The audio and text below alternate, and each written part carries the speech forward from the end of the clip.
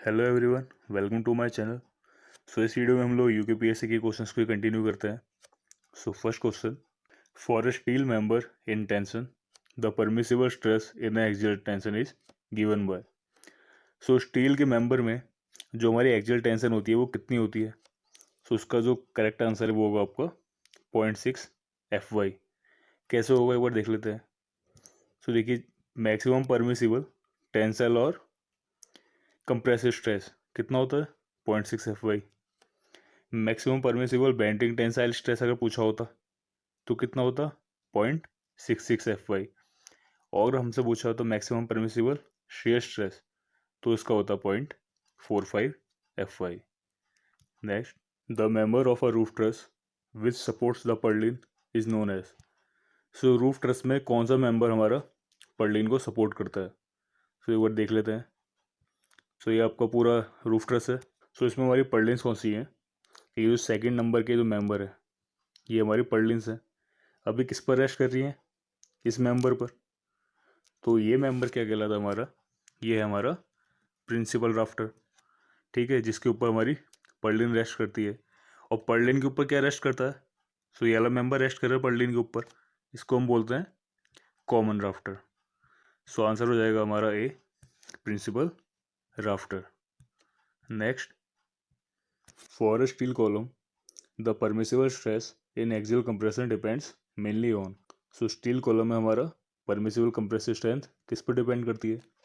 सो अगर Euler's formula की बात करें तो क्या होगा आपका, जो हमारा पी होता है वो कितना होता है पाई² EI अपॉन L²। सो अब ये जो आई होगा, आई को क्या लिख सकते हैं हम AR²। तो AR² जब हम इसे लिखेंगे तो हमारा फॉर्मूला क्या हो जाएगा पाई² EI upon L² divided by R²। और ये क्या होता है आपका lambda, slenderness ratio. So mainly जो हमारा फॉर्मूला डिपेंड कर रहा है किस पे कर रहा है, स्लेंडरनेस रेशियो पे। सो आंसर हो जाएगा हमारा D, slenderness ratio. Next, most economical section for a steel column is. So steel column में हमारा मोस्ट इकोनॉमिकल सेक्शन कौन सा होता है। सो एक बार समझ लेते हैं। सो हमारे जो स्टील कॉलम में लोड होते हैं वो दो तरीके के होते हैं। एक होता है क्रेसिंग लोड और बकलिंग लोड। अब इन लोड में कौन सा डिजायरेबल है। सो जो क्रेसिंग लोड होता है वो कब आता है, बिल्कुल इली स्ट्रेस पर, मतलब मटेरियल की पूरी स्ट्रेंथ यूज होती है। लेकिन जो हमारा बकलिंग लोड है वो यील्ड स्ट्रेस से थोड़ा पहले ही आ जाता है, यानी कि फुल स्ट्रेंथ यूज ही नहीं हो पाती है। सो डिजायरेबल कौन सा हो गया हमारा क्रेसिंग लोड, और अनडिजायरेबल हो गया हमारा बकलिंग लोड। अब ये लोड किस पर डिपेंड करेंगे, कैसे पता चलेगा कौन सा लोड आएगा। सो ये डिपेंड करते हैं फैक्टर पे जिसको हम बोलते हैं स्लेंडरनेस रेशियो। स्लेंडरनेस रेशियो का फॉर्मूला क्या होता है, वो होता है आपका effective length of column divided by radius of gyration. So जितना कम स्लेंडरनेस रेशियो होगा उतना ही ज़्यादा चांसेस होंगे हमारे क्रेसिंग लोड के, और जितना हाई स्लेंडरनेस रेशियो होगा उतने ही चांसेस होंगे हमारे बकलिंग लोड के। सो हमें कौन सा चाहिए था, हमें चाहिए था क्रेसिंग लोड, क्योंकि ये डिजायरेबल है। सो स्लेंडरनेस रेशियो कम कब होगा, जब रेडियस ऑफ गायरेशन बढ़ेगा। सो रेडियस ऑफ गायरेशन हमारा किस केस में ज़्यादा होता है, वो होता है हमारा ट्यूबुलर सेक्शन के केस में। Radius of gyration other member के हिसाब से ज़्यादा होता है। तो ट्यूबुलर सेक्शन किस तरह से दिखते हैं, इस तरीके से दिखते हैं। सो आंसर हो जाएगा हमारा C, tubular section. Next, for a simply supported steel beam the maximum deflection should be. So steel beam में क्या होता है, जो मैक्सिमम डिफ्लेक्शन हम लेते हैं वो लेते हैं L/325 of the span. So answer हमारा हो जाएगा B. Next, the structural member in which the tensile force is acting parallel to its longitudinal axis is called. So किसी स्ट्रक्चरल मेंबर में टेंसाइल फोर्स हमारा अगर एक्सिस के along लग रहा है तो उसे क्या बोलते हैं, टेंशन मेंबर कहते हैं। टाई क्या होती है, रूफ ट्रस में, ये रूफ ट्रस है तो बीच में इनको सपोर्ट करने के लिए क्या दी जाती है, टाई दी जाती है। लेकिन ये भी एक टेंशन मेंबर ही होता है क्योंकि इसमें भी खिंचाव होता है। सो टाई भी एक टेंशन मेंबर है। सो आंसर हो जाएगा आपका A and B, both. Next, the load on a lintel is assumed as uniformly distributed if the height of the masonry above it is up to a height of. So lintel के ऊपर कितनी height होनी चाहिए masonry की कि उसका load uniformly distributed माना जाए. सो लिंटल की डिजाइनिंग करते वक्त हम एक एजम्पशन लेते हैं कि इसके ऊपर की जो मैसनरी है अगर वो 1.25 टाइम्स इसके इफेक्टिव स्पान से हुई तब हम इसका जो लोड होगा वो पूरा यूनिफॉर्मली डिस्ट्रीब्यूटेड मानेंगे. सो आंसर हो जाएगा आपका B. Next, the difference between gross diameter and nominal diameter for the rivets up to 25 mm diameter is.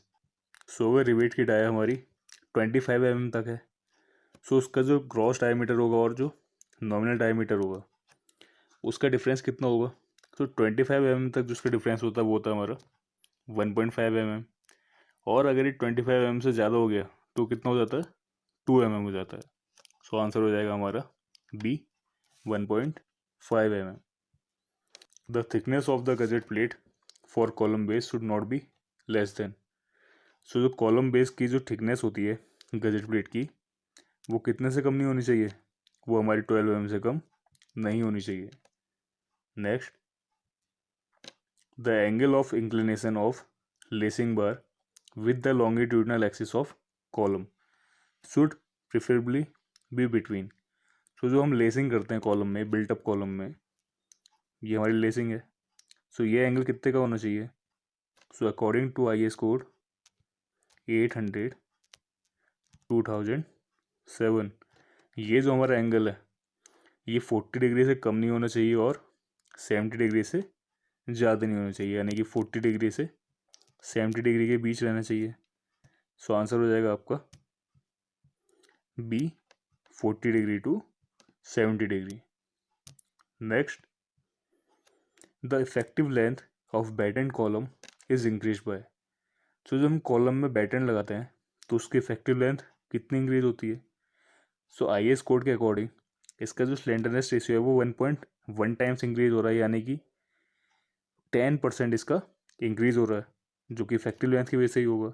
So answer हो जाएगा हमारा B 10%. Next, if strength of joint per pitch length is equal to 2556 kg and original strength of plate per pitch length is 4260 kg, joint efficiency will be. सो हमें क्या दिया इसमें efficiency निकालनी है. Efficiency का फॉर्मूला क्या होता है strength of joint divided by strength of solid plate. तो स्ट्रेंथ ऑफ जॉइंट कितनी दी है 2556 और सॉलिड प्लेट की स्ट्रेंथ कितनी दी है 4260 इंटू 100. आंसर हमारा आ जाएगा 60%. So answer will be A 60%. Next, minimum size of weld for a 9.5 mm thick plate will be. So हमारा मिनिमम साइज ऑफ वेल्ट कितना होगा अगर प्लेट की थिकनेस कितनी है 9.5 mm है. सो IS कोड के अकॉर्डिंग जो टेबल दिया हुआ है अगर प्लेट की थिकनेस कितनी होनी चाहिए 10 mm से कम है तो मिनिमम साइज ऑफ वेल्ट कितना होगा 3 mm होगा. बट यहाँ पे जो ऑप्शन है 3 mm तो नहीं है 3 mm से ऊपर कौन सा है 4 mm. So answer will be A 4 mm. Next, the tensile strength of M25 grade concrete will be. So M25 grade के कंक्रीट की टेंसाइल स्ट्रेंथ कितनी होगी. सो उसका फॉर्मूला जो हमारा होता है 0.7 स्क्वायर रूट FCK. सो FCK कितना है हमारे यहाँ पे कंप्रेसिव स्ट्रेंथ कितनी है 25.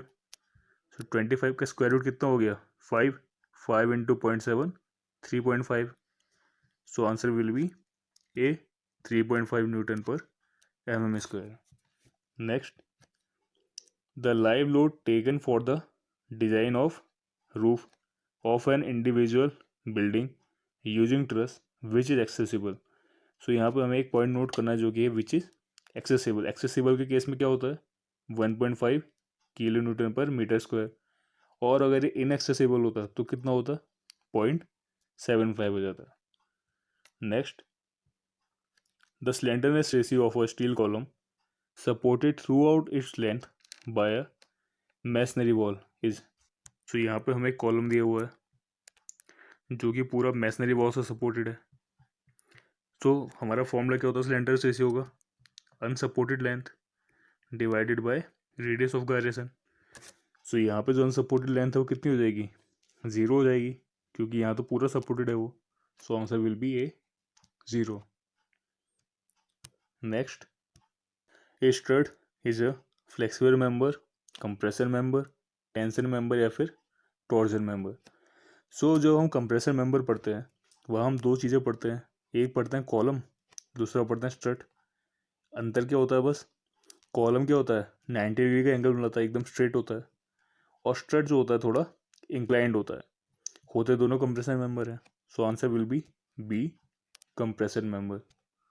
Next, which operation can not be done easily on mild steel. So mild steel के केस में क्या होता है, ड्रिलिंग, पंचिंग और कटिंग तीनों क्या है मैकेनिकल प्रोसेस है, मशीन की मदद से किए जा सकते हैं। लेकिन जो हार्डनिंग है, हार्डनिंग क्या है, केमिकल प्रोसेस है। हार्डनिंग किसकी वजह से होगी, कार्बन की वजह से होगी। अब कार्बन के लिए क्या करना पड़ेगा आपको, इसमें केमिकल प्रोसेस के थ्रू जाना पड़ेगा। सो हार्ड क्या हो गया हमारा, हार्डनिंग हो गया, जो कि इजली नहीं हो सकता है। Next, two angles are placed back to back and are connected by only one leg of each angle to the same side of gusset plate. The net effective area is A1 plus K A2 where K is taken as। सो यहाँ पे क्या है, हमें एक gazette plate दी है जिसके ऊपर दो एंगल रखे हैं, किस तरीके से, बैक टू बैक। अब रिवेटिंग उसमें इस तरीके से की गई है। सो इस केस में जो हमारा आंसर होगा वो होगा 5A1 divided by 5A1 plus A2। But अगर क्या होता, हमारा कुछ इस तरीके से दिया होता, गजेट प्लेट है और बस सिंगल एंगल कनेक्टेड है। सिंगल एंगल के केस में क्या होता है, आंसर हो जाता है हमारा 3A1 upon 3A1 plus A2। Next, in Unwin's formula D is equal to 6 square root T, units of D and T is taken as. So Unwin's formula क्या, हमारा एक एम्पेरिकल फॉर्मूला है जो किसके बीच में रिलेशन देता है, डायमीटर ऑफ रिवेट के और थिकनेस ऑफ प्लेट के। सो हमारा जो इसमें यूनिट्स होती हैं D और T, ये किस में होती है, ये होती है हमारी mm में। सो आंसर हो जाएगा हमारा ए मिलीमीटर। सो उसी के साथ ये वीडियो कंप्लीट होती है। अगर आपको वीडियो अच्छी लगे तो प्लीज़ इसे लाइक करें और चैनल को सब्सक्राइब करना ना भूलें।